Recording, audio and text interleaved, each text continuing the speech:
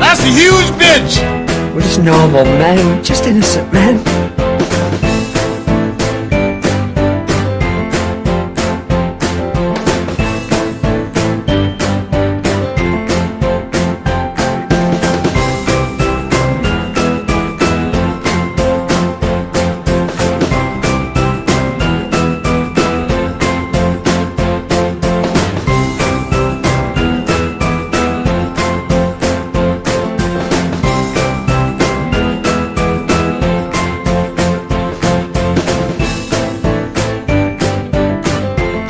I want to fuck my game disc. There's a hole after all.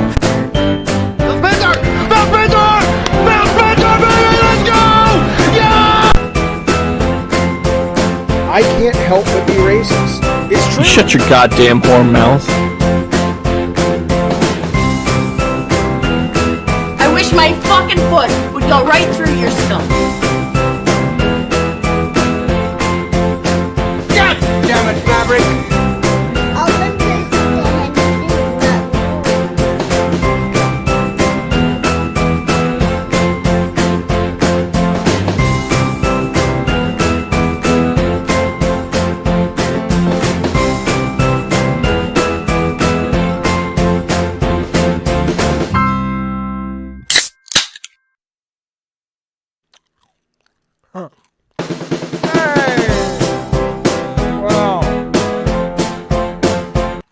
Welcome all to Good Morning Gamers. Good to see ya.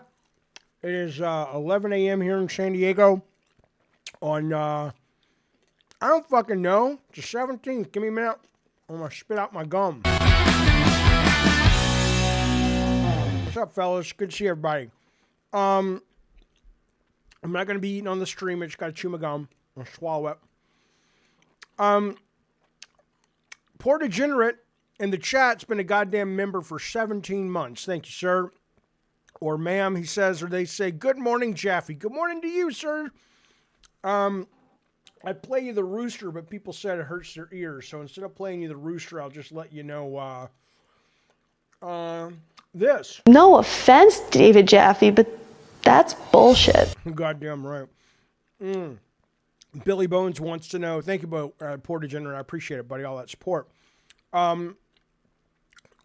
Bill Bones says, Jaffe, there's Spasbo, always helping with the sound. He says, good God, Jaffe. The music clips are so loud. I got to figure out how to turn that down. Sorry about that. Jaffe, do you think there's any credence to the news of all Xbox games coming to PlayStation? No. I mean, well, I think eventually, yes. I think Game Pass is lining itself up to come to PlayStation through streaming. Obviously, I don't think they're going to be doing ports of all the games to run natively, but maybe a few of them. Maybe. I mean, you know, it's funny. I saw Victor Lucas tweeting today about, I'm going to swallow the gum. Here it goes. Here it goes. And it's gone. See? Professional. He was saying something about, like, you know, Sony should bring Spider-Man 2 to Xbox, and Xbox should bring, I don't know, indie and something else. You know, and I'm just kind of sitting over here going, why are people suddenly so, you know, first off, I don't really care, honestly. I don't give a fuck. But that said, though, exclusives are important. Exclusives make the world go round. That's why these companies will fund games sometimes that aren't necessarily, you know. Hey, Jaffe. God. That, you know, they will fund these games that maybe they're not going to be the biggest selling game in the world, but it's going to, you know, push the hardware, get people talking about the hardware, and it's going to, you know, they're going to promote it. Developers are going to get funded because of it. I don't understand why people suddenly want exclusives to go away. Even when consoles go away, we'll still have exclusives, just like, you know, DVD players have gone away, but we still have exclusives on streaming services that you can only watch if you subscribe to Netflix or Disney Plus. It's not like you're going to go watch Andor or, you know, whatever. I mean, I guess you could, but you have to pay for it on other streaming services. So I don't really care, Billy Bones, what happens. But I think, like Kevin Sal says, I don't mind exclusives going away if everyone is sharing. I don't want everyone to share, because if everyone shares, then you kind of de-incentivize people to compete when it comes to people who fund the games. If somehow that practice will maintain, then sure, I think it would be great if everything was everywhere. But I think the best you're going to get is streaming subscription services where you can, churn out every month like you currently do on movie subscription services and stuff in order to play what you want. Because I think you need that shit, man.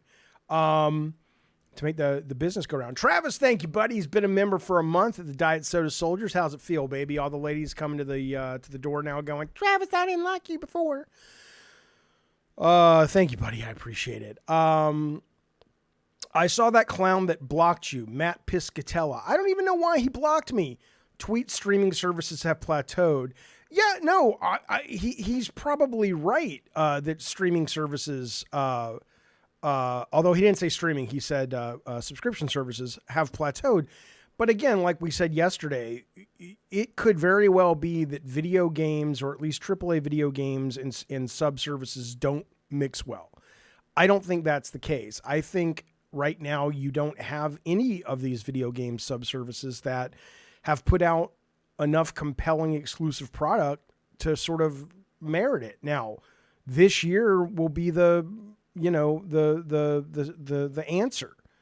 If Indie comes out, let's assume Indie and Avowed and all these games they show tomorrow are really good games, and they probably will be given the developers. I mean, it's hard to imagine unless production management is just so shit at Microsoft at an executive level, which there's reason to believe sometimes it is, that it's hard to imagine that Machine Game's going to shit the bed, and Obsidian's going to shit the bed, and Call of Duty is going to shit the bed. So assuming all those games come out and they're at least good, if not great, and the sub-services are still plateauing, then sure. Then I would agree with Matt Piscatella. But I think right now, I don't think that's a judgment of anything other than there's not enough compelling content. It's kind of like on my Apple TV, I have Netflix and Hulu and all the big ones. And then if you go to the App Store, there's all these like smaller sub-services trying to kind of make their way with little niche content, right? Like Shudder, which I love, Screenbox, which is okay as a competitor to Shudder. But then you've got like, here's a whole streaming service about spiritual documentaries. It's like, okay, well, I'm not all that into that unless you give me something I have to see. But I think judging that spiritual documentary streaming service as a reflection of the public's appetite for subscription services would be wrong. 5 hours till people can play Prince of Persia. What are you talking about? I can play Prince of Persia now, baby. Come on. Jojo D. Well, I mean, I'm getting Jojo D. I'm getting Jojo D. I'm getting Prince of Persia on Ubisoft Plus, but I really am doubling down trying to finish Elden Ring, so I probably won't stream it tonight. Did I play Sea of Thieves? I have not yet. I need to. I can't imagine I wouldn't like it. I love pirate shit, man. Okay. Let's talk about tomorrow. Tomorrow we will be live streaming the developer direct for Xbox, where we will see Avowed, Indiana Jones, Hellblade 2, this other game called From Oxide, which is like a civ game, civilization game. And then I keep hearing rumors that there's a fifth game, and then people say, no, there's not. And then people say, yeah, there is. So who the fuck knows? Right. And then Last of Us Remastered is coming out Friday. So I'm curious. Let's talk about that a little bit first. I'm curious. I mean, to me, I'm a massive indie fan. So that's the one I'm most excited about, but I'm curious. I mean, I don't mean to be a dick. I'm sure people who love Civ games are super excited for the Oxide game, but I think most core gamers, and certainly most people who watch this show, probably that's not at the top of their list. So here's my question. I'll put up a quick poll. I want to see what people think. Let's say most excited for And then we will say indie, Hellblade, and we'll add one more. We'll say Avowed. Okay? Okay? Which one do you want to... Did I spell Avowed right? Who gives a shit? You know what it is. There's the poll. There's polls up there now if you want to take a looky at it. Let me know what you think. Indie, Hellblade, Avowed. What are you guys most excited to see? Kevin says the rumor is Double Fine's Clin or whatever it's called will be shown. Is that their new game? I haven't even heard of that game. Kevin also says, I'm surprised Towerborn, I agree, wasn't scheduled for the developer direct, because that's supposed to be out like in February, right? Wasn't that like a coming very, very, very soon game? But I don't care. I mean, the idea, any indie, as much as I really disliked what they've done to Indiana Jones in film over the last 20 years, I still love the character so much, and I love that this one is going to be set in the classic indie era. We're not doing the 50s and 60s bullshit where indie does not fit. And so I'm super excited. It looks like the chat is as well. Here's where we got. We're going to end the poll. Coming in last place, 25%, still ain't small potatoes. Hellblade 2, hot on its heels. Avowed, 28%. But the vast majority of people watching this show right now, 50%, it's moving up and down a little bit. But between 47 and 50%, people want to see Indiana Jones. And I'm with you, baby. I'm with you. I did play Emperor's Tomb. I absolutely did. I researched Emperor's Tomb Spidey 450 when I was researching it for level design for God of War. And I talked to Tony Barnes, who watches the show sometimes, who's one of the lead designers over there. And I told him there was a level that I was so inspired by that I think inspired a lot of Pandora's Temple in God of War 1, because there's a level with like one room with water, and there's like an octopus, if I remember, and a cage in the center. And the way that room was designed, I spent like an hour and a half in this one room totally engaged. And I remember looking at it and going, I need to find a way to do that for God of War, because you only have so much development time and you don't want the game to feel like it's padded with bullshit, but you also want to make sure you can give the player enough bang for their buck. And so, yeah, I played through that whole goddamn thing. I really enjoyed Emperor's Tomb. And I did play a little bit Spazbo on Game Pass as well recently. Toxmod says the indie movie wasn't the best, but it wasn't that bad. The character that plays Indy's niece was antagonizing. Yeah, I didn't love it.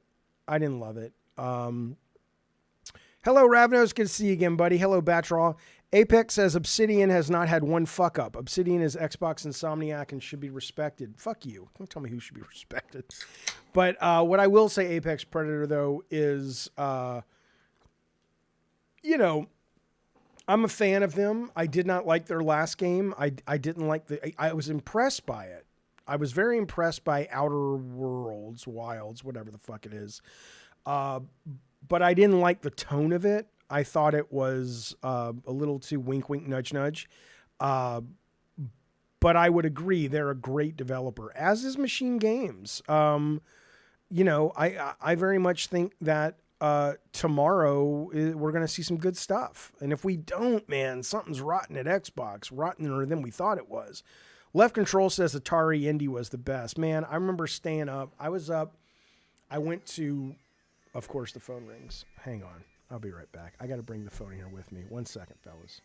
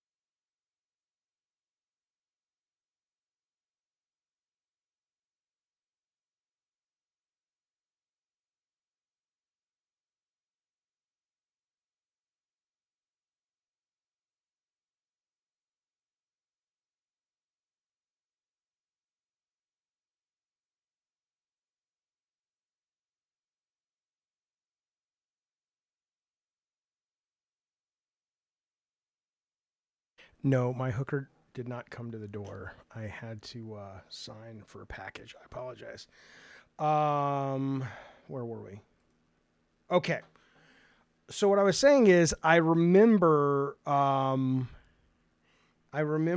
playing Indiana Jones Raiders of the Lost Ark at, I think it was Brooks Vaughn or Dick Meyer's birthday party when I was in 4th grade. And it was, I think it was Dick and I stayed up all night trying to solve that game. We finally solved it. But that game is, that game was so, I mean, talk about Elden Ring not making any fucking sense and needing help. Fudge, man. That fucking game is so weird and confusing. It's indie, so I loved it and I finished it, but it made no goddamn sense. Like if you didn't have a walkthrough, you know, even the guy who made it, designed it, programmed it, was the guy who did the classic adventure, Warren Robinette, who also is credited with the first video game Easter egg. And I think even he has since said, it's like, yeah, it didn't really make, I don't know if he did it when he was fucking stoned or what, but it made no fucking sense. Primal says, hey, Jaffe, what's up, buddy? Cool to catch your live stream question. We've been watching Labyrinth, the 1986 movie. I was wondering if you used any parts of that movie in God of War. Some things look familiar. Like inspiration from? No. The only time I saw Labyrinth was in the theater in 85 when it came out. I think it was 85, not 86. That was the summer of Back to the Future and the Goonies and Labyrinth and My Science Project and Mad Max Beyond Thunderdome. It's pathetic. I remember all this, but I do. I saw Labyrinth, and obviously I thought, you know, Jennifer Connelly was great. Obviously, you know, I'm like, oh my God, who is that? Vicky Vale. Anyway, you know, but I was not a Labyrinth fan. And I spoke to Colin Moriarty about this on the last show I was on of his, The Last Constellations. I know there is, and he's younger than me, and that makes sense. That kind of tracks. People who were maybe, you know, because I think he's like about 10 years or so younger than I am. And I think people of that generation, even though that movie was categorically terrible, love Labyrinth. And he's one of them. And, you know, I showed it to my kids about 5 years ago because the last time I had seen it was in the theater. And I was like, yeah, we were all like, this is a stupid fucking movie. It is so fucking stupid. But I will say that no, because of that, there was a lot of inspiration from Raiders of the Lost Ark and God of War, but nothing from Labyrinth. What year for movies that all those movies? Oh, well, I mean, there's a handful of years. Toxmod says, what year for movies were all the movies still legendary? I think summer of 89. Legend came out in 86. That was the first date I ever went on. Was I took this girl to Legend. But that wasn't Jennifer Connelly. That was Mia Sara. But 1989 was just, I mean, it's hard to argue that wasn't, you know, and I think there's actually a documentary on this, on the summer of 89 movies, that it was that wonderful sweet spot before all the companies pretty much became bigger conglomerates than just Gulf Western, like massive conglomerates, started being run by more people who were more interested in being executives and making widgets than people who loved movies. And the 89 was the balance, man. So you had Batman, Indiana Jones, Last Crusade, Lethal Weapon 2, which is the best Lethal Weapon. You had Parenthood, Dead Poet Society, Field of Dreams in 89, Honey, I Shrunk the Kids, on and on and on and on. It's a great question, and I think so, Brett Moore. Brett Moore says, is that what's happening to games? Yeah, Karate Kid was 86, actually. Metal Hendrix. Yeah, that is what's happening to games. The difference is film had, you know, let's just say let's say after Nickelodeon. So let's just call it 1920. So movies had almost 100 years where the first part, where they were led by, the moguls who wanted to make a lot of money, but they were also passionate about what they were creating. And video games have had that accelerated, right? So video games have been around since in terms of mass consumer products at home, 77, 76, 77. I don't mean Space War. I mean like home consoles that caught on. So you've only got about 40 years, because this started happening about 10 years ago. You only got about 40 years in games before it started to become like that. So I think it sucks. I think it absolutely sucks that we saw it happen sooner in video games than movies. Hello, Craig Hooligan. Good to see you, buddy. Okay.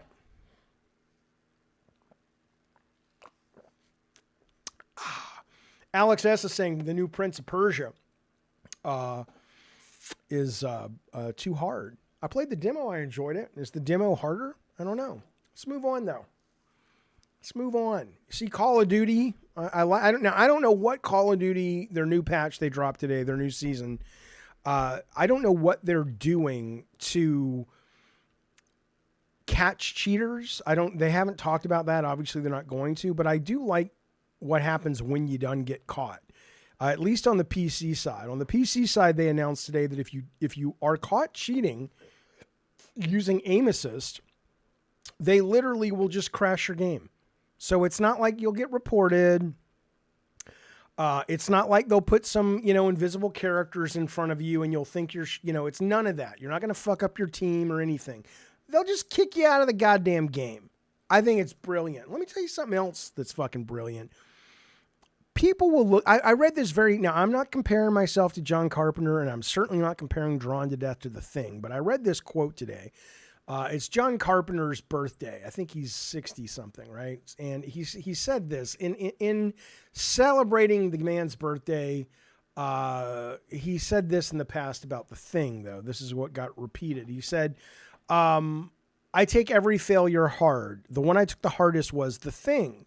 My career would have been very different if that had been a big hit. The movie was hated even by science fiction fans, right? So I bring it up only because, that's sad, because my God, how can you not love The Thing? How could you have? I was around in 82. I didn't see The Thing because it was R-rated. I didn't know what the fuck it was. But how could you not see The Thing and love the goddamn movie The Thing? It's fantastic. But anyway, my point is, I don't know. Correct me if I'm wrong. I don't want to toot my own fucking horn here. But in Drawn to Death, speaking of kicking cheaters out, the only problem with crashing a game of Call of Duty when the cheater's on your team is that you end up, if you're on their team, going, well, okay, it sucks he was cheating, but now we have to kind of fucking suffer the wrath of this shit and have one less teammate, right? In Drawn to Death, whenever players dropped, we gave the other players who remained buffs and shit, and we let them know we were doing it because we wanted it to be fair. I don't see a lot of games doing that. Maybe they do it behind the scenes and they just don't tell you. But I was playing Call of Duty 3 the other night, Modern Warfare 3 the other night, and my team was getting its ass handed to us. And by the end of it, when I hit the tab or whatever it is, we only had like 4 people and they had like 8 or 7. And I'm just like, okay, could you either give us a bot or could you give us a buff or do something? It's utterly bullshit. Utterly bullshit. I think there's going to be a Max Payne coming. All right, a new Max Payne. I think there's enough interest in it that someone's going to futz around with it and play with it. Listen to this. As you know, Good Morning Gamers is not just about video games. I'll talk about video games if you want. But there's not a lot of news right now about games. Trust me, I've been up since 7 a.m. looking for some news to share with you guys, and there's just not a lot. So what I will do instead is share some other stuff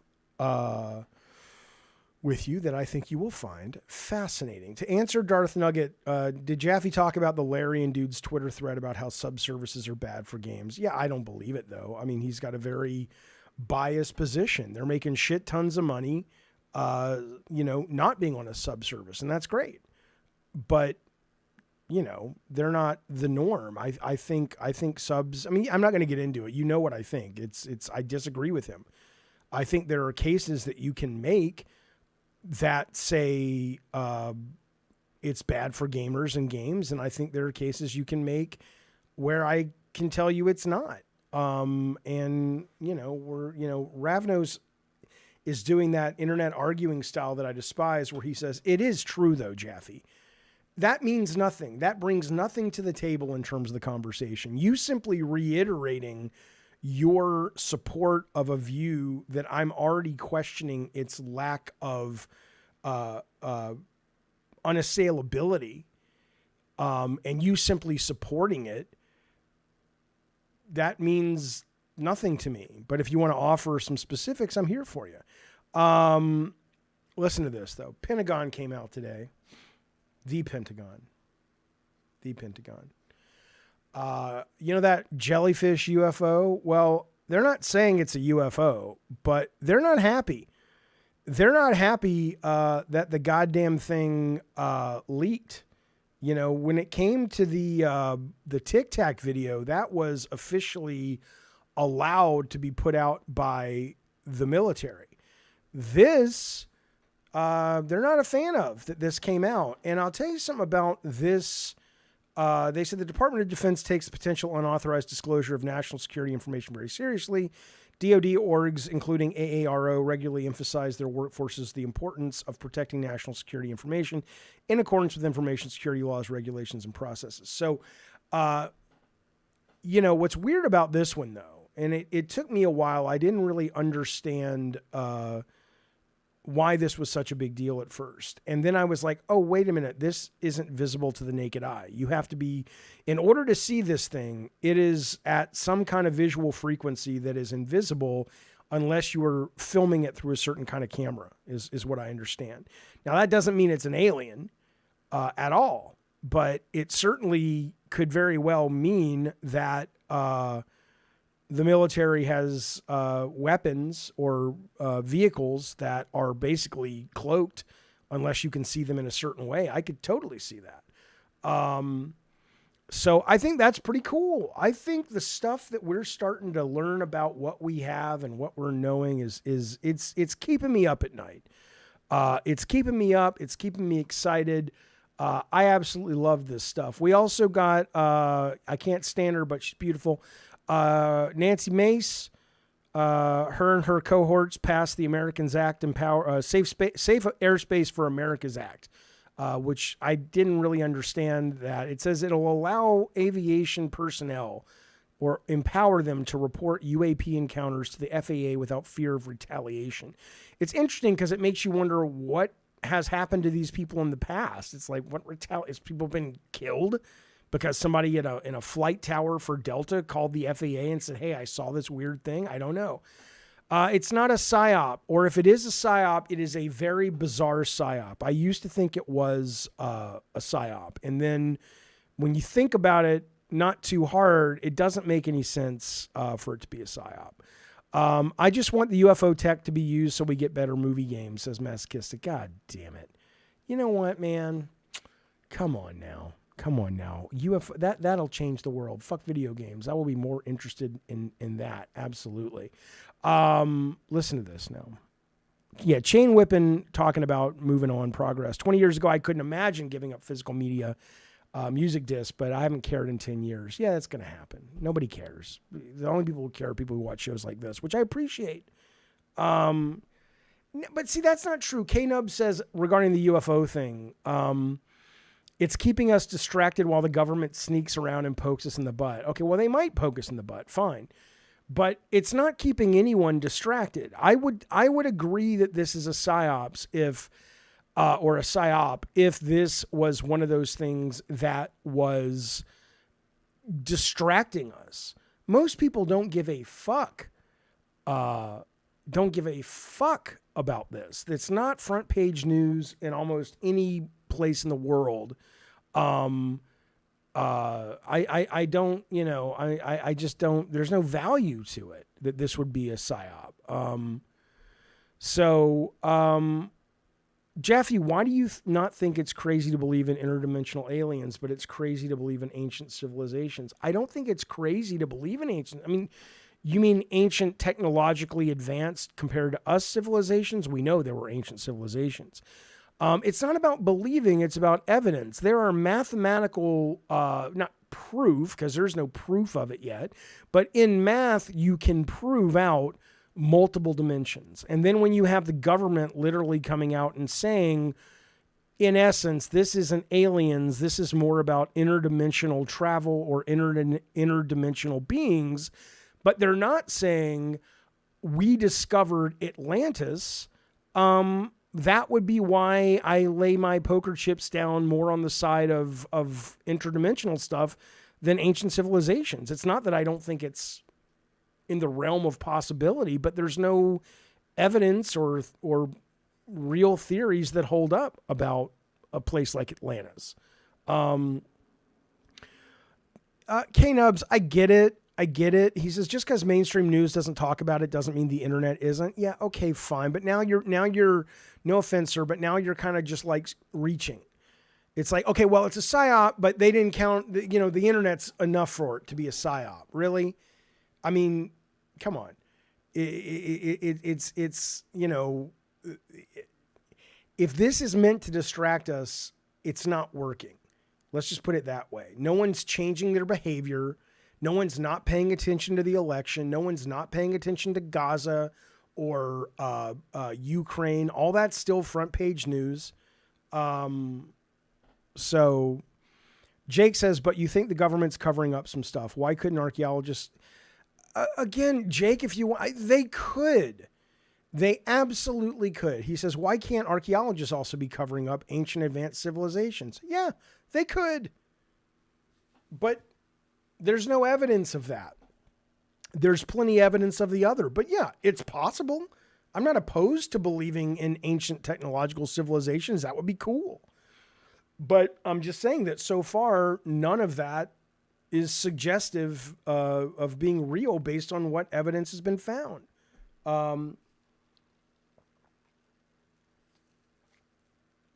Okay. As for Yemen, we've heard about Yemen since they made a big hole in the side of one of our allies' boats or our boats. I've been hearing about Yemen for over a decade, before 9/11, actually. Okay. So Addie Pie says Jaffe's just obsessed with this nonsense instead of being real. I'm very excited for reality. I'm just saying that here I was thinking about this though, why I care so much about this. Because as an agnostic atheist, right, I have always been like, look, as a human, I want to believe that there are other things out there to explain what this is about. And people who are comfortable being religious, they've got that checklist. They've already, as much as I believe, they don't really believe it. Everybody, in my opinion, is agnostic. But they've checked that box and they've moved on with their day. But as somebody who doesn't know what's going on and refuses to believe in things that I have no evidence for or no one's provided evidence for, when something like this comes along, you're like, okay, we might actually start getting some answers. Dezo, again, I don't know where you think you are. You saying Ouija boards have more answers, trust me. I don't think I will trust you because that means nothing to me. If you really believe that, then pony up with some facts.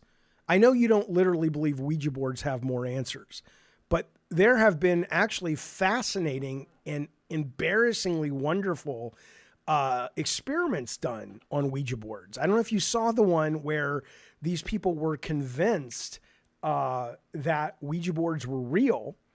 And they took these people, they got a big Ouija board, and they did an experiment, and lo and behold, the Ouija board communicated with them like the dead. And then they said, okay, let's do it again, but now we're going to blindfold you guys. And they did it again, and it was just gibberish, right? It was absolute gibberish. So I'm sorry, that you can see that on the internet. It's really interesting. It's really fucking interesting. And then Dezo comes back with, I do, my friend. No, you don't. If you did, you would offer it. Oh, Joe Munger, I'm not defending Nancy Mace as a human. This is a bipartisan group, though. This is AOC is on it, and you've got a bunch of Republicans. You've got a bunch of other high-ranking Democrats on it. This is not just a Nancy Mace deal. Okay, but yeah, I'd love to believe in this shit, but who knows? I'm tell you something else, Linda. Let me fucking tell you something else, Dazo, you old son of a bitch. Listen, this is true, and I don't know if it means anything or not, but it's interesting. Heart transplants are personality transplants. What? This is not from the Weekly World News. I'm reading this in Psychology Today, but you've heard about this anecdotally, but they're doing studies on it now. The heart, like the nervous system, possesses the properties of memory and adaptation. Sensitive transplant patients may evidence personality changes that parallel the experiences, likes, dislikes, and temperament of their donors. What do you mean more nonsense? What determines for you if something is nonsense? I can show you medical journals where it says this. I chose Psychology Today because it's written for the layperson like myself. But listen to this. In a similar vein, University of Pennsylvania experimented with mice, discovered that after conditioning and learning trial, a metabolic enzyme affected key memory genes within the nucleus of the neurons. In other words, RNA and an enzyme in the nucleus of neurons are involved in memory storage. University of California transferred a memory from one marine snail to another by extracting from the nervous system of those synthesized or trained snail donors and injecting them into the body of untrained snail recipients. Come on! You can't call bullshit. Calling bullshit is irrelevant. That's like going into court and saying, I object. And then the judge says, what do you object over? We haven't even started the trial. And you're like, oh yeah, right? You just calling bullshit. What's bullshit about it? What's bullshit about it? If a human, no, but see, Ravnos, that's not what they're saying. Ravnos is like, okay, so if a human gets a pig heart, they will want to run around in mud and garbage. Yeah, Ravnos, that's exactly what I just said. That's exactly what the science says. But I will tell you something we should all be very concerned about. Layer Cake says that's the plot of some Hallmark movie made for soccer moms. That's fantastic. There was a movie about that. Wasn't there about eyes? Somebody got a murderer's eyes or something. Anyway, listen. K-Nub says we keep this up, testing on mice, and they're going to evolve and ask for reparations. I'll tell you something, Linda. Listen to me now. This is something. This is bizarre. I mean, this makes you go, look, man, we do need Trump's wall. And for everybody. Listen to this. Chinese lab crafts mutant COVID-19 strain with 100% kill rate in humanized mice. Surprisingly rapid death. They were dead in 8 days. And the day before they died, every single one of them, their eyes turned milky white and they were dead the next morning. In a Wuhan-esque study, this is coming from the New York Post, Chinese scientists are experimenting with a mutant COVID-19 strain, 100% lethal to humanized mice, which means they're mice that have been genetically engineered to replicate or to be like as human as possible, so the experiments are more applicable to humans. Obviously, you've got a bunch of people in London and from the other parts of the world saying this is irresponsible, this is dangerous. Francois Ballot, an epidemiology expert at the London College of Genetics, says, I can see nothing of vague interest that could be learned from force infecting a weird breed of humanized mice with a random virus. Conversely, I could see how much stuff might go wrong. It is true. I mean, there's a point where it's like, I mean, I get it. I get that China, they do a lot of freaky experiments over there because they don't have the regulations we have. And when it's something like a head transplant, I'm down with it, because the guy who wants to perform it and the guy who wants to put his life on the line for it, that's a them problem. And I think that's great, because I want to see what happens. But when you're fucking around with goddamn diseases, especially after we just had a fucking pandemic, there's a point where you got to send in SEAL Team 6 at this point and say, look, this may cause World War III, but this will kill more of us than nukes, I bet. It's insane.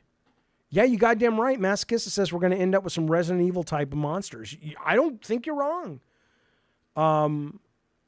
8 days and you're dead from this fucking thing.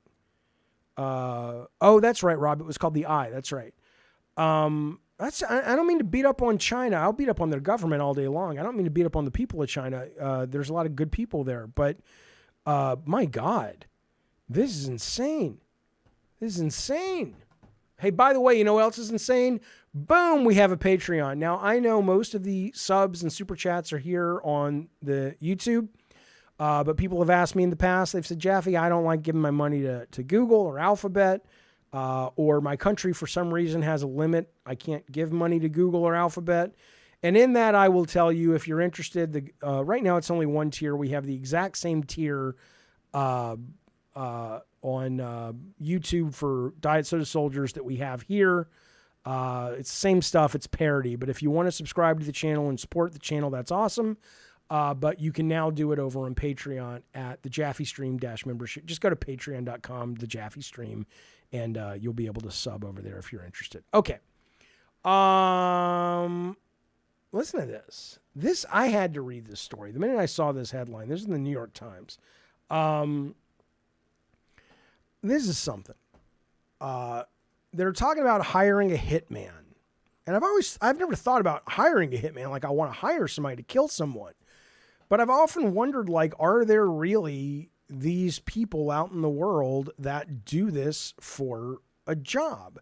And so they wrote a whole article on it, deep dive research. And here's what they came up with. They said, experts in law enforcement and espionage say murders for hire are notoriously difficult to successfully arrange, let alone get away with. They foil them the vast majority of times.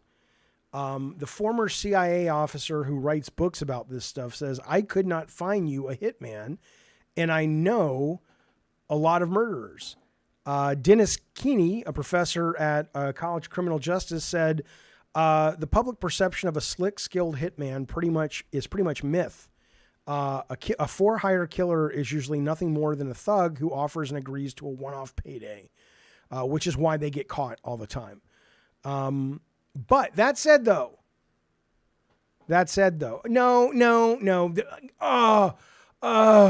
there's something called the deep web, in case you didn't know, Jaffe. I understand, but the deep web doesn't magically create scenarios that work in the real world, where if the same thing was offered on the normal web, it wouldn't work. In fact, they speak to that. They actually do say, it's kind of like, who is it? It was One Winged Angel. The FBI pretended to be hitmen on the dark web to entrap people. That's right. They said that's basically exactly how they do it. There's an ever-expanding web of forensic tools. They play prominently in cases. There's a site called Rent a Hitman, where you can hire someone to kill someone. That site, which advertises a point-and-click solution to problems, which is a parody site, was linked to an FBI crime complaint center, and it's already ensnared a Tennessee Air Guardsman who was applying to become a hitman and even sent his resume into. So, I mean, most of these people who actually want to do it get caught. Let's go to rentahitman.com. I haven't been to this site. Oh, now it's just gone. It's just the United States Attorney's Office is what it is now. I watched a documentary of how they killed Kim Jong-un. They didn't kill Kim Jong-un. He's alive. The girls they hired, though, thought were on a hidden camera show. Kim Jong-un, the current leader of North Korea? Oh, his brother. Okay. Okay, yeah, they're always killing each other. Okay, I watched The Killer recently. It's How the Fuck Can You Be a Hitman? I don't know. I don't know. But yeah, I'm telling you something, man. So don't go hiring a hitman. Do the job yourself.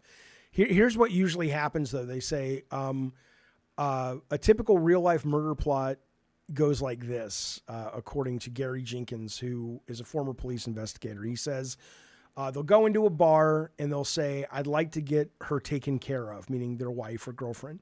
So the bartender or the local fixer or the kind of quasi-criminal that's there will go to his friendly ATF agent or the FBI and say, hey, this person is talking about wanting their spouse killed. And then the police will go and arrest the guy. That's what happens like 99% of the times.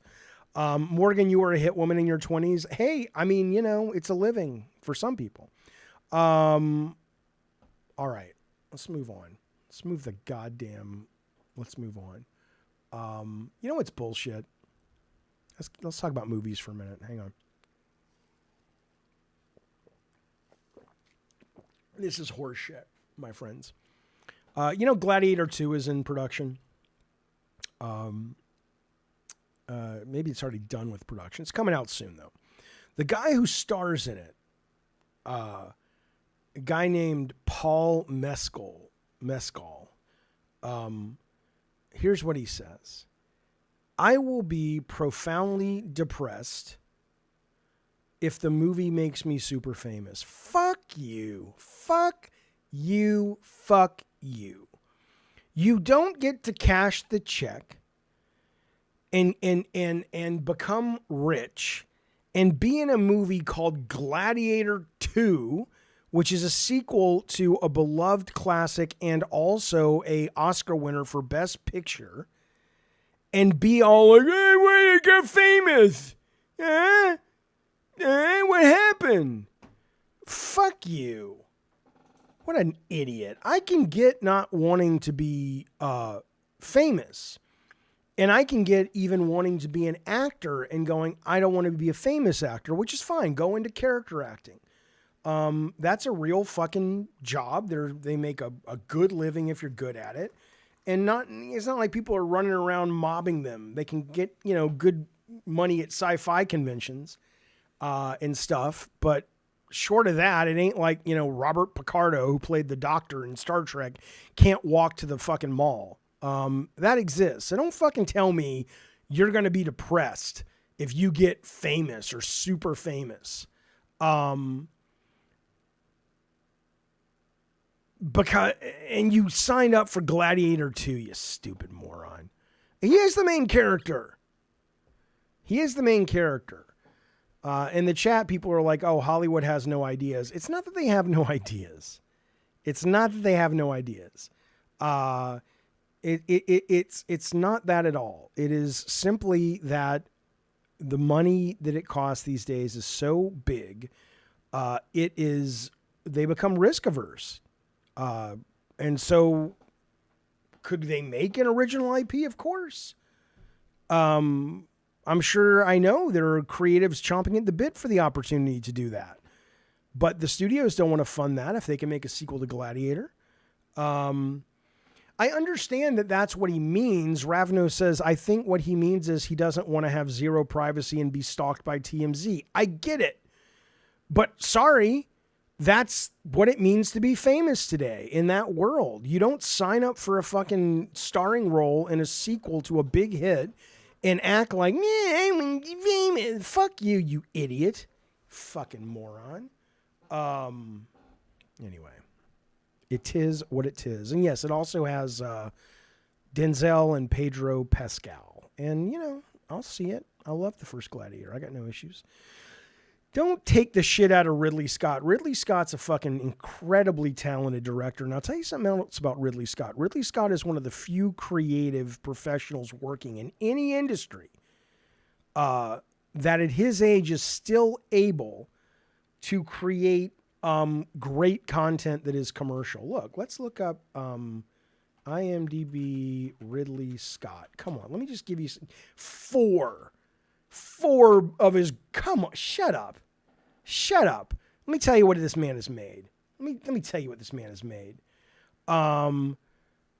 The Martian, Blade Runner, Thelma and Louise, Gladiator. Oh, you'd like more? Yeah, not a problem, pal. I can offer you some of that shit. I love Scott, but he's done shit work lately. Everybody does shit work lately. Everybody drops the ball. So what? I'm so tired of this. Your last video game was bad. Todd Howard made Starfield, and in that, everything, he's terrible. It's like, no, he made a game you didn't like. Shut the fuck up. He made House of Gucci. You didn't see it. People loved it. He made The Last Duel. That bomb. People loved it, though. He made, I know you guys didn't like his Alien movies. I did, but that's fine. He made, what is this? American Gangster. He made Kingdom of Heaven, Black Hawk Down, Hannibal, Gladiator, G.I. Jane, Thelma and Louise, Black Rain, Legend. We were talking about that earlier. Blade Runner, Alien, The Duelist. What's the matter with you guys? What's the matter with you guys? Yeah, no, Kingdom of Heaven. I haven't seen it. My brother saw it and said it's fantastic. Absolutely fantastic. And I will tell you, I liked Prometheus and I liked Alien Covenant. I'm totally down that not everybody did. But I thought it was great. I thought they were really interesting movies. They weren't proper Alien movies, but I don't care. Anyway, Ridley Scott. Ladies and gentlemen, Ridley Scott. Come on now. I want to show you something. Okay, this is. I'm not going to get into. Yeah, I know Spielberg's a legend. Although Spielberg's a guy, I'm telling you something. I don't understand. That man can't get arrested anymore. He just can't get a goddamn success anymore. And I don't get it. I mean, I get it because I didn't love his latest movies either. But this is a guy who doesn't need success anymore. And he may just be, he's like, look, I'm almost 80. I don't get what the younger kids want. That's fine. But if you look at his last motion picture shows that he directed, even The Color Purple that he produced, the new one is not doing that well. But if you look at his directing credits, The Fabelmans, as a hardcore Spielberg fan, I appreciated it. Wasn't very good. I guess he made a music video. I didn't know that. West Side Story, I mean, it had its moments, but it bombed. Ready Player One was fun, but forgettable. The Post was a bomb. BFG was a bomb. Bridge of Spies had its moment. It was a bomb. Lincoln did okay. Great movie. War Horse was a bomb. Tintin was a bomb. Crystal Skull was terrible. The last movie he made that was a big hit was in 2005, War of the Worlds. Don't say do I pretend to like Spielberg. I am in entertainment. I got out to California because of Steven Spielberg. So go fuck yourself. I'm a huge Spielberg nerd. I'm a huge Spielberg fan. But there is a point where you get to a certain age. Maybe that's what it is. Maybe that's what's going on. I don't know. I'm not, again, you can find a fan of everything. Kevin says Tintin fucking ruled. I don't think Tintin was a very good movie, but I think there were segments in that movie that were astounding, that showed Spielberg at the top of his game and also showed what you can do with digital, cinema that's built from the ground up as digital. When you see that scene in Tintin where he's going down the cliff and there's the chase going down the cliff, it's almost like from Uncharted, but it was before Uncharted. Amazing. And when you see at the end of Tintin where Tintin and then the bad guy are fighting each other in cranes, and each one has their own crane and they're just like slamming into each other. Amazing. But it wasn't a very good movie. I would posit. Eunuch was brilliant, but it didn't really set the world on fire. So no, I'm not, I'm not knocking the guy. I love the guy, but I loved Ready Player One, but I loved it for a lot of reasons but I get that for most people, Ready Player One is a really strange little movie because, I don't think you have to, but it helps to have been a kid of the 80s because Spielberg has said that he made Ready Player One to feel like those movies that kids grew up on in the 80s. And he didn't just mean his own, right? If you watch Ready Player One, it very much feels like My Science Project, or it feels a little bit, there's a Gremlins feel to it. There's an Explorers feel to it. There's a feel to it like, what was that movie? It might have been called it wasn't called the Manhattan Project, but it was something that about John Lithgow was making nukes and these kids discovered it. It really actually felt like that. And I don't know how intentional that was, but I think a lot of people, even if they got it, that's not what they wanted in 2020 or whatever. But yeah, I loved it for a lot of reasons though. It's pretty good. It's pretty good for what it is. I loved Hook, but it wasn't a very good movie, Brad. I mean, I don't think it, I think it's a movie like Labyrinth that a generation loves because they saw it at the right time. And I loved it because of what it was about. And there were a lot of beautiful moments in it. And every time that one little lost boy takes Peter Pan's face and pushes back all the fat and he's smiling, Robin Williams, and he says, "Oh, there you are, Peter." I cry every single fucking time. Every single fucking time. But I don't think it holds up as a great film. But if you saw it at the right time or the material connects with you, it's pretty fucking important. Okay. Somebody was online today, showed a clip of a motorcycle movie, and I'm like, that looks awesome. And they were like, oh yeah, can you believe it's been 10 years since this came out? And people were talking about it. And I'm like, what the fuck is that? And it's called Torque, from Joseph Kahn, who directed a bunch of great music videos. Have you guys seen Torque? Is that worth seeing? The video, it looked great on these GIFs I was seeing in these clips. War Games, Julio, fuck yes. War Games, man, I'll tell you, that was a great movie. And that movie holds up. Fucking War Games holds up like a goddamn motherfucker. Great film. It doesn't, yeah, Torque does look ridiculous, but it looks fun ridiculous, at least to me. Okay. Come on, man. All right. I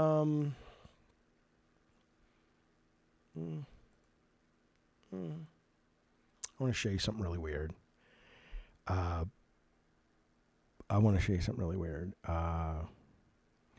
This is pretty interesting. I don't collect sports cards. I don't collect really anything.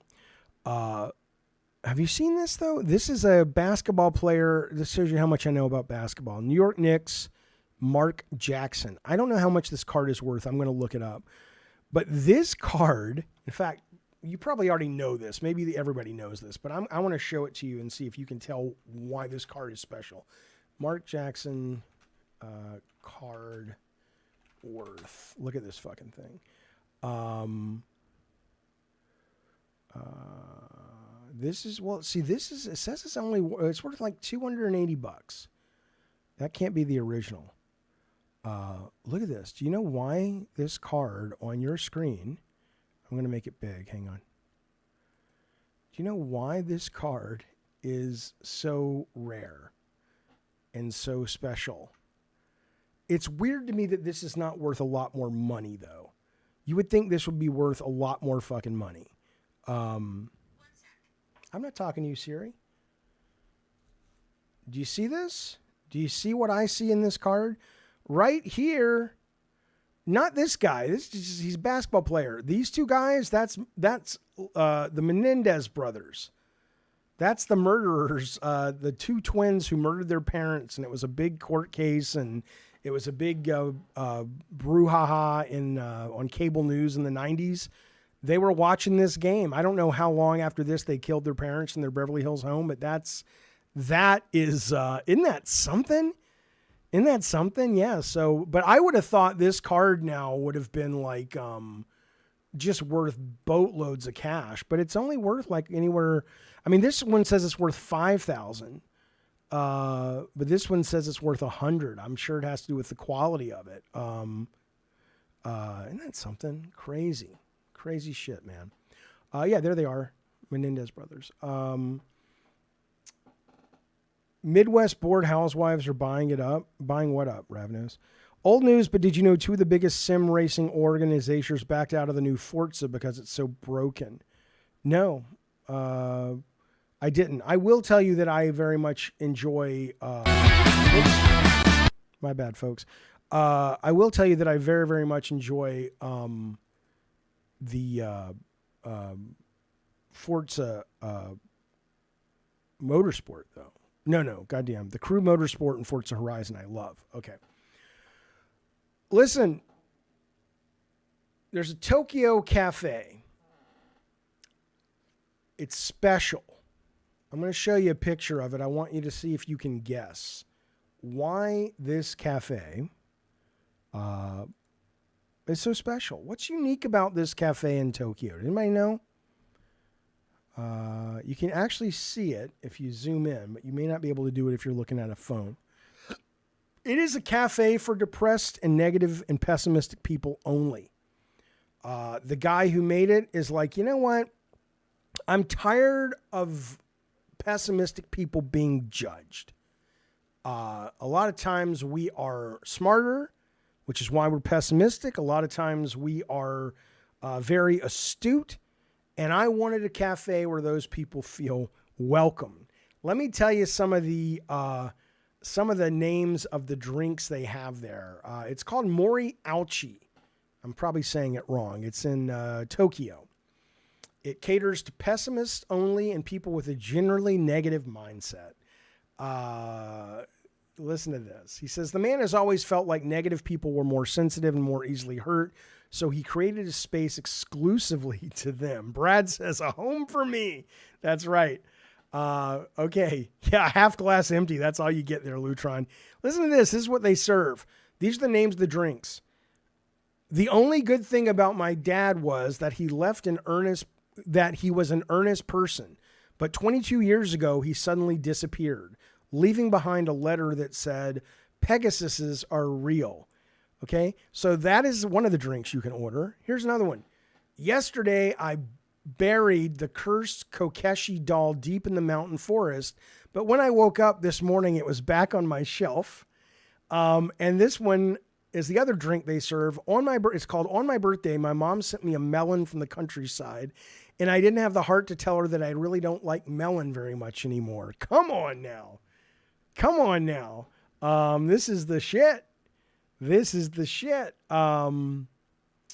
He says, according to the owner, most of the cocktails served are made with vibrantly colored ingredients that end up leaving patrons disappointed by their harsh taste and the disgusting color when mixed. So even the drinks they sell you piss you off. This is a great cafe in Tokyo. If you're ever there, check out Mori Auchi. I don't know how to say it. Enjoy that shit, man. Look at this. Yeah, no, I would not get compared to Kojima. Nobody would know me over in Tokyo. Are you kidding? Not even no. They don't do that. Doesn't happen anywhere. I haven't been a sort of a relevant name in video gaming in so long that unless you're, every now and then I'll walk around Comic-Con or some such shit. And people will go, oh, hey, you're Jaffe. I like this or I like that. But God, no. I just want to show you this. This is another thing on Oddity Central. South Korean artist creates the most detailed celebrity figurines. I'm not saying I'm not relevant. I'm just not relevant in that space anymore. I think as it relates to YouTube video game streamers, I'm probably one of the best out there. I mean, let's be clear. Can we be clear for once? I'm not even fucking with you. I wouldn't be doing this if I didn't know how good I was at it. Come on now. Jesus, let me show you something. No, this is not I Love the Weird, Ravnos. This is Good Morning Gamers, which is, it's gaming adjacent stuff. There's not enough news every day to bring you great game news. But there is interesting stuff in the world that's fun to shoot the shit and talk about, and that's what Good Morning Gamers are. Whenever there's game news, we'll talk about it. If you guys have some good game news, let me know. We'll talk about it. But listen to this. Look at this. This guy is an artist. He has hundreds of thousands of followers across social media, and he makes hyper-realistic little figurines. That's true, Brett Moore. You have to leave the house to be recognized. That's true. Look at these. I mean, this is incredible. These are little fucking, that's some skill and some talent right there, my friend. God damn, these aren't figures. He just makes the heads, I guess.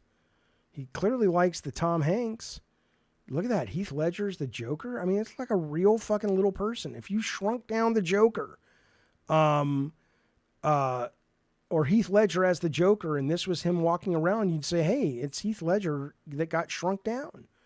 It's not 3D printed. He makes them by hand, it says. There's Daniel Craig. Come on now.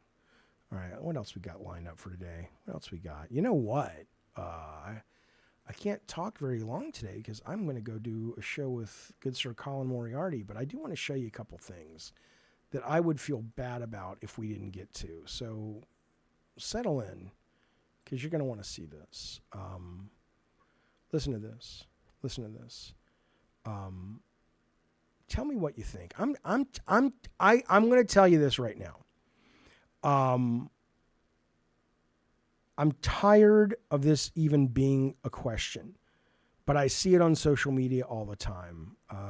It's a quick clip. Let's discuss it after the clip is done. Tinder date was not that she had to split the bill.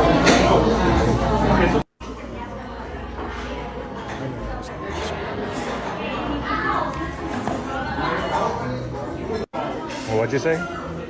Why are we splitting the bill?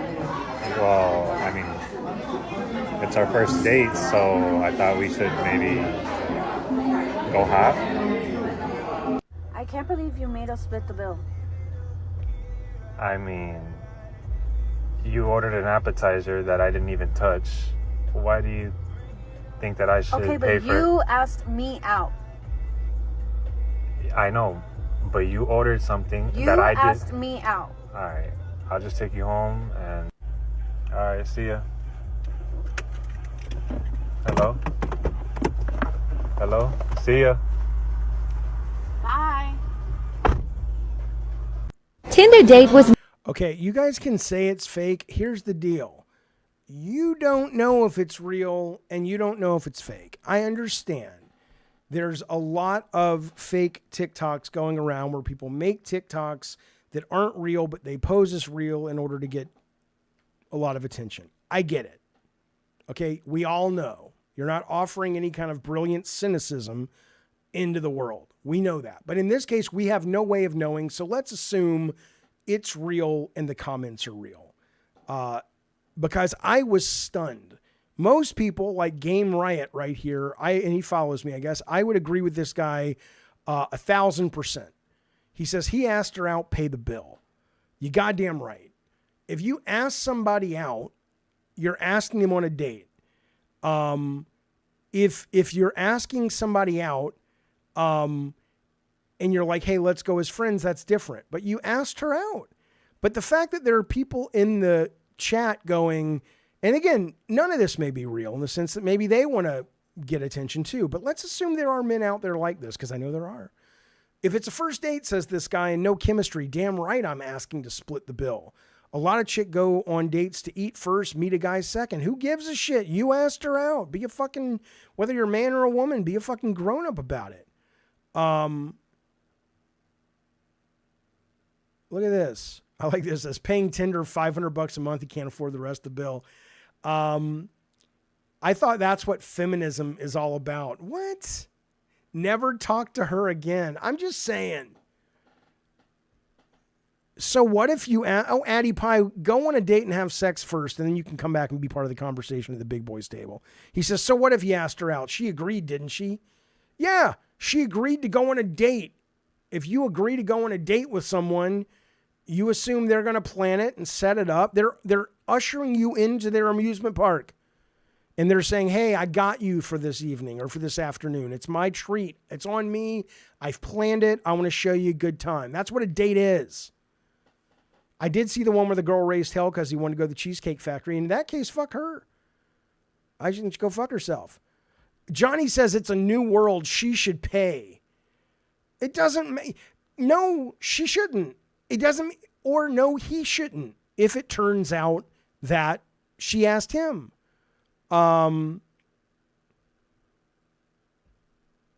He says, Johnny says, I've saw a story where a woman went on 6 dates a week for free dinners. Great. Great. I mean, again, if you're not able to assess the woman's intention when she says, yes, I want to go out with you, and she's just using you for food, that's a you problem. That's an absolute you problem.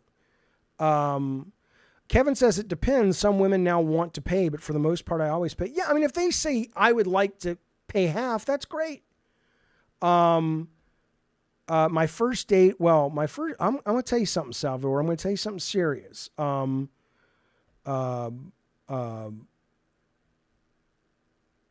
Listen, and I'm agnostic on this stuff. Okay. And I am not a guy, that goes searching for success bias. I mean, again, I'm susceptible like everyone else, but I try to keep that in check, especially when what I'm going to say is what I'm going to say is this weird. But I will tell you about the woman who's now my ex. I've never had this happen before or since. And it doesn't mean that we were destined to be married forever, because we're not married. But maybe it was about having kids, or maybe it's just random. I don't know. But the first time I went out with her, we went to a fancy schmancy bar club in Los Angeles called Bar One. That at the time was kind of like where a lot of celebs hung out. And I got in because I had sold some TV shows, and my agent got us in, and whatever. I thought she'd be impressed. Neither one of us gave a shit. So then we went to the Hamburger Hamlet, which is not a fancy schmancy restaurant, but we both wanted grilled cheese sandwiches. Okay. And it was fine, but it wasn't kind of the romantic thing I thought it was going to be. And I remember, though, because she drove and she dropped me off at my apartment, and I remember getting out of the car and there was a voice in my head that said, I know that this date was not very eventful. I didn't say this to her, but this is what I heard loud and clear. But don't get out of this woman's car and not call her again, because she is going to be crucially important in your life. I heard it like I fucking heard it. Okay? And the moment I saw her for the first time, and I am not embellishing, I'm not trying to make some romantic story, I'm not trying to tell you there is some supernatural force at work. I'm agnostic on it all.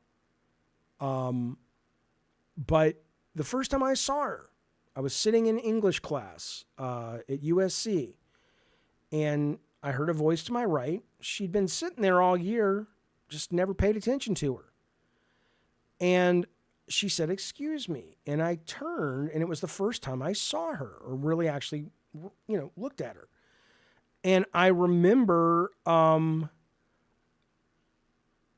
that I almost fell out of my chair. It was like being pushed with some kind of force, right? Now, again, Addie Pie, this is what I'm saying to you. I am absolutely aware that you can romanticize things. I'm absolutely aware you can have success bias. I get all of those things. What I am telling you is I have gone over these two events in my life with that in mind, and I have not experienced anything to indicate that that's what these things were. These things came out of nowhere. I don't have memories of experiencing them before with anyone else. And you would say, "Oh, well, Jaffe, that's just because, this worked out, so you remember that." I get how it works. But when you have your guard up for that and you don't see that, I would suggest to you that it's worth paying some attention to. Okay? As to this idea that dating is no longer like it was, I don't care. I don't care. You guys got to get raised better by people. If you're telling me when you see a girl and you ask her out and you're expecting you both to pay, fuck you. You don't deserve shit. And I'm not saying it doesn't apply to women too, but they're mostly men here and I'm a man. Let's stick with that for the moment. Be a fucking man. If you ask her out, pay for the fuck. And if you can't afford to go somewhere fancy, go somewhere cheap. The date is not about showing off how much money you got. Because if it is, that's not the girl you want to be with to begin with. Ask her out because you want to spend time with her and get to know her. And okay, that's different, Addie Pie. If she's a friend and she's a girl, then it's not a date. That's different. Or if she asks you out, then she should pay. Right? I'm not saying it's like a feminist thing. I'm saying that the person who asks the other person out is like, hey, I want to be with you in this way. I'll set it up. If you can't see the value of that and the kindness of that, then you're horrible. I don't mean to be a dick, but you deserve to be alone. And I imagine anybody who's out there married or has a significant other with them right now, turn to him or her or whatever you're with and ask. I guarantee you. Take her to Burger King, says Golf Franchise. Let her wear the crown. There are women who would absolutely go for that. Right? Look, the idea that people have said to me, it's like, you're going to go on dates in that 2003 Toyota Corolla? I'm like, yeah. Because it's what I drive.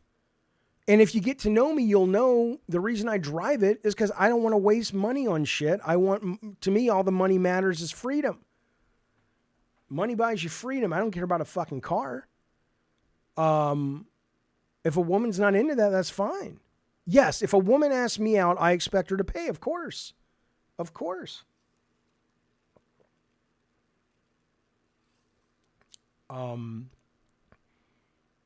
Yeah, masochist. If you're not getting anything, meaning sexually, after a few dates, you drop them. That's it. If that's your main goal, unless you happen to think there is something there and there is chemistry there and she just wants to take it really slow, that, your mileage will vary. Anyway, it's crazy. I'm not a simp, you piece of shit. Fuck you. I want to show you something. I'm sorry. Unless they told me, Jaffe, you will die if you don't eat this way. And you will die like in a week, meaning you won't get to see your kids again or whatever. I don't know if there would be anything else that would convince me to do what this guy's doing. You got to see this. This is a guy on the Tic Tac, and this ain't fake. You can't fake this. I mean, you could, but you got to spend a lot of money to buy the props. Okay. 96, One Winged Angel says, 96 Ultima hitting up the Windays on a summer day with tunes and weed. You can score. You goddamn right. What do you think women are really interested in? I mean, if you're looking to marry somebody and you're a woman or a man, and okay, maybe then you're thinking about I don't know. But if you're looking to meet people and make new pals of various fashion, what kind of person cares what you drive? Imagine that. Imagine the shallowness of the human that has to give a fuck about what you drive. I mean, my God, what a gift from the universe. It's like, oh, she's one of those. Oh, he's one of those. Excellent. I'm out of here. I'm fucking out of here. Look at this, though. Look at this guy. Look what he eats. I mean, he's got the body that it makes sense he eats this way. He's clearly a bodybuilder. I would not eat this unless you said I would die if I don't eat this. Hang on. What, baby? Are they coming? Yeah, they're coming at 1 o'clock. Can I start walking? No, I need you to go down there. Okay. Thank you, baby. I want to show you this. Look at this. Look at this goddamn thing. In the modern world. Okay, that is a raw fish he just poured into the bowl. We like to have our bowl of cereal, don't we? This is a primal version of your bowl of cereal. I got my testicles in farm fresh milk from Liver King Ranch. The most feared warriors, the Maasai. What they get down on is milk, meat, and blood. And they are expressed in a higher, more dominant form. If you still want your primal cereal to taste like Cocoa Pebbles at the end, put a little bit of whole beef in with your testicles. Make sure you peel back the membrane on the testicle. Oh, God. You can use a spoon if you want, but God gave you the hands for a reason. In the modern world, we like to have our bowl of cereal, don't but you're saying he's roided as well. Let me tell you guys something. It's the weirdest thing. Like, you would almost think I was being stalked. I don't know who Liver King is, but you guys are like, is that Liver King? I guess he is. Listen to this. So I'm not even fucking with you. I'm at a GameStop. They used to do this thing where GameStop would have every quarter or maybe every twice a year or whatever. They would do this thing where they would invite all the publishers to Vegas and spend a lot of money whining and dining and all that. But and I don't know if they invited us or we invited them, but it was their manager convention, right? And you would go to this thing and everybody would show off their games. And then at the end of it, there was like a little mini E3 for all the managers to walk around and play the games and meet the people who made the games and published the games in hopes of getting them excited. So when they went back to their stores or their region, hello, Godslayer, they would proselytize your game. Okay, I got to pause this story. Miguel says he's a grifter, moron. Bitch, I don't care what he is. The fact of the matter is what he's putting in the bowl, unless he has somehow figured out how to go off and get a goddamn prop raw fish and raw bull testicles that look as real as this, he's eating the goddamn thing, you stupid motherfucker. So yeah, is he a grifter in the sense that he doesn't really walk the walk of his bodybuilding bullshit? Maybe. What do I care? I'm showing you this because he's eating the head off a raw fish, you son of a bitch. Jesus. Oh. Miguel, this is why grammar matters and punctuation matters. Miguel says, no. I'm saying he's a grifter and a moron. Well, you gotta fucking add the and or even just a semicolon or something. Jesus. Listen though, I want to tell you though. So I'm at this Vegas thing, and I'm meeting all the GameStop guys and stuff, and I'm signing autographs and whatever. Shut up, whatever. I'm doing all that, and suddenly out of the corner of my eye, who do I see but this big buff? This was 2012. This was Twisted Metal 2012 days. This big buff motherfucker walking towards me. I'm like, I know that guy. And it was the guy who played Sweet Tooth in the Twisted Metal 2012 live action movies, right? And I'm like, okay, this is weird that this motherfucker is in Vegas in the hotel where I'm at promoting Twisted Metal. And here he comes walking up to me and he's just like, oh, well, yeah, we had a bodybuilding competition in Vegas, and I guess it was just fate. I'm like, oh, that sounds creepy, but here's the thing. And I don't know much about bodybuilding, clearly. Have you seen me? But I will tell you something about it. He told me he got so jacked up that he ended up putting, the doctors had to go in and take a cow vein and put it in his arm and connect it to something that went to his heart because he was so big and his blood was pumping so fast and so powerfully that he needed veins from big, beefy fucking cows in order to survive. Isn't that something? These guys will fucking put their bodies through the fucking ringer. It's crazy. Listen, last thing I want to tell you is the James Webb Telescope. Don't be confused. No one's thinking they've discovered life yet, but there are more and more rumors that are going around that say James Webb has discovered on a planet that we call, I feel like I'm living in a fucking novel. This is just stuff is happening. And I'm like, AI and the fucking interstellar. Anyway, K218b. They suspect it's an ocean world, 120 light years away. it has biosignatures detected that is produced on Earth only by living organisms.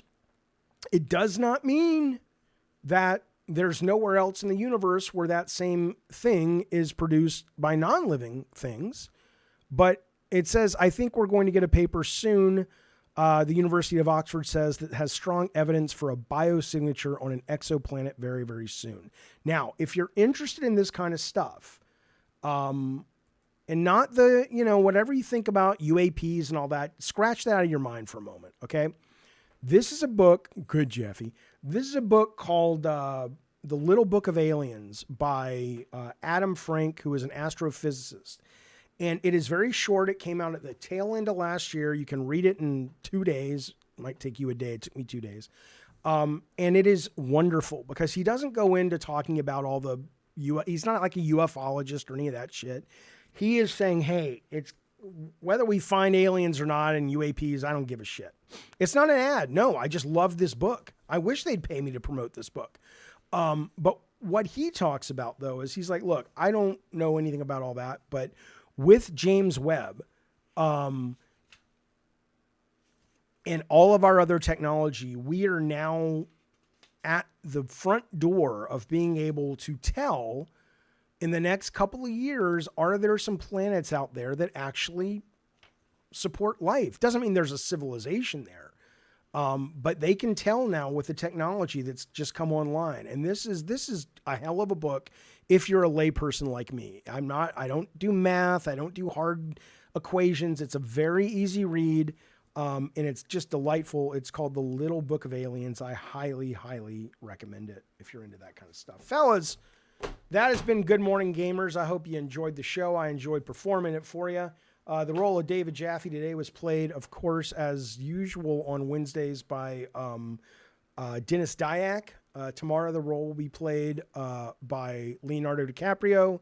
When we get, there's actually another Gavin in Good Morning Games tomorrow, I think. No, tomorrow's the Xbox thing. So my live stream tomorrow will be the Xbox Developer Live. Everybody can watch it, but it's members only chat. And then Friday is a Good Morning Gamer, a Gavin and Games. So we'll deal with it. Anyway, I may stream some more later today, put up some videos. In the meantime, though, thank you guys very much for supporting the show, being here with me. Don't forget, Gavin. I might even change the name of this show from Good Morning Gamers to something that doesn't have games in the title, because I don't want people coming here going, why are you talking about all kinds of shit?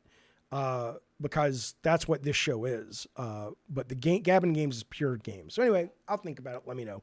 Meantime, be well, be safe. Have a good rest of your day. And here's the rooster, baby. Come on now.